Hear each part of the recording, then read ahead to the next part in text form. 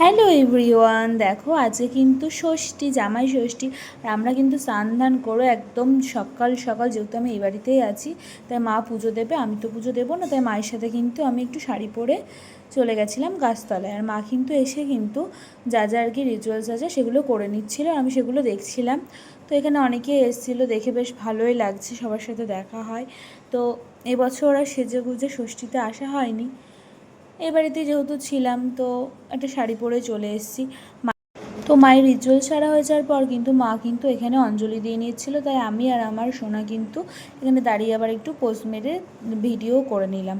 তারপরে বাড়ি আসার সময় কিন্তু এখানে রাধাগোবিন্দ মন্দিরে নমস্কার করে একটু বাবা ভোলানাথেরও নমস্কার করে বাড়ি আসি। বাড়ি এসেই তো প্রচণ্ড খিদে পেয়ে গেছে। আর এবছর কিন্তু আমার ফার্স্ট ষষ্ঠী পালন আর কি, যেহেতু আমি মা হতে চলেছি। তো চিড়ে দই খই সবগুলো খাওয়ার পরে কিন্তু মা এখানে জামাইকে খেতে দিয়ে দিয়েছে, দেখো। আর বড় জামাই আসবে রাত